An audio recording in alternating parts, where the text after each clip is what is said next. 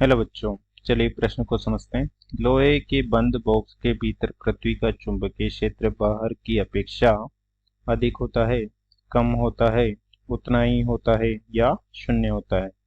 हमें लोहे के बंद बक्से के भीतर पृथ्वी के चुंबकीय क्षेत्र की तुलना करनी है। मुख्य अवधारणा में हम देख सकते हैं कि प्रकृति में विभिन्न प्रकार के पदार्थ पाए जाते हैं, जो कि मानक इस प्रकार से हैं,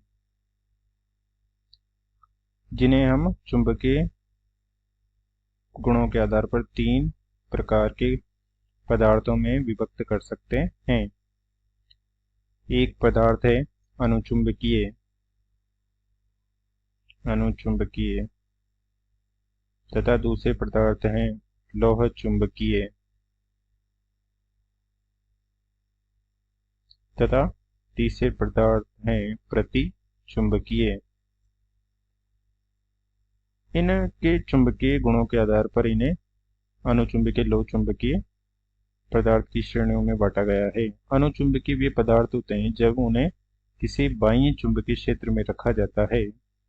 तो इस प्रकार से बाह्य चुंबकीय क्षेत्र में रखा जाता है तो वो बाह्य चुंबकीय क्षेत्र की रेखाओं को अपनी ओर आकर्षित करते हैं, परंतु वे बाह्य चुंबकीय क्षेत्र की रेखाओं को अपनी ओर कम आकर्षित करते हैं, जिससे कि कुछ क्षेत्र रेखाएं उनके अंदर से गुजर जाती हैं।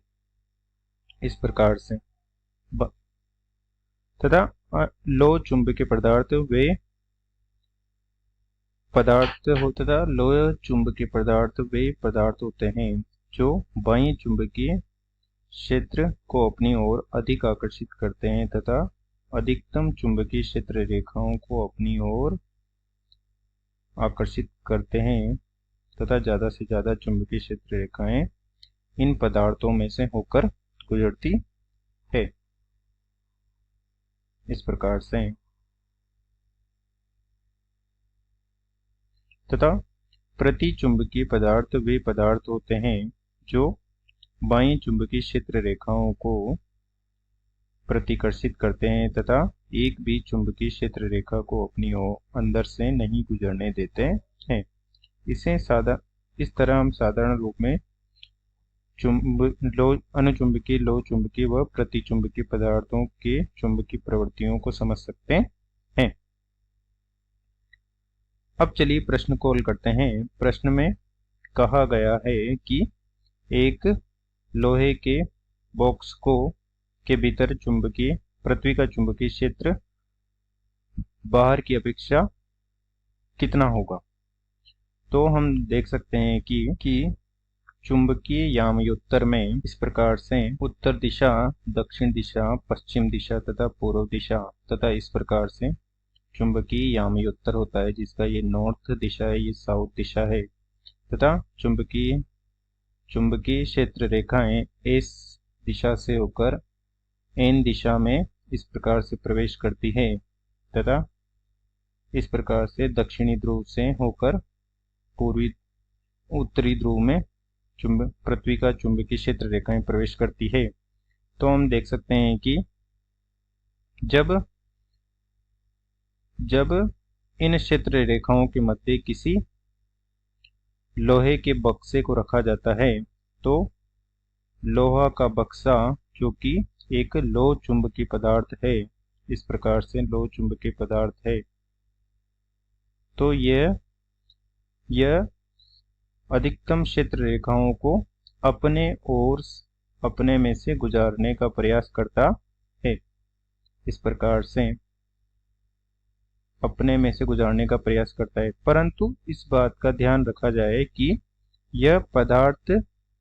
यह बॉक्स अंदर से खोखला है, तो चुंबकीय क्षेत्र रेखाएं केवल पदार्थ की जो चद्दर है उसी में से गुजरेगा, अर्थात बॉक्स के अंदर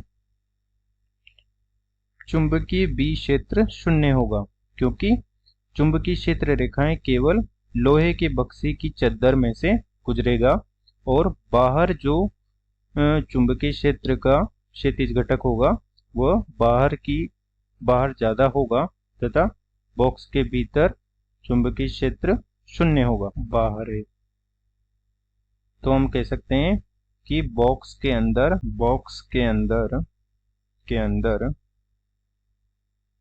पृथ्वी का चुंबकीय क्षेत्र हम क्षैतिज घटक भी ले सकते हैं या हम पूरा, क्योंकि हम कहीं भी किसी भी स्थान पर रख सकते हैं, तो हम लिख सकते हैं कि बीई बाहर ज्यादा होगा, बीई अंदर, क्योंकि अंदर 0 हो जाएगा। तो बीई पृथ्वी का चुंबकीय क्षेत्र बॉक्स के अंदर बीई 0 हो जाएगा, जबकि बाहर बीई होगा। बॉक्स के बाहर बीई होगा। अतः दिए गए प्रश्न का सही उत्तर हो जाएगा विकल्प डी, बॉक्स के अंदर चुंबकीय क्षेत्र शून्य होगा। अतः दिए गए प्रश्न को हमने हल कर दिया है। आशा करते हैं आपको समझ में आया होगा। धन्यवाद।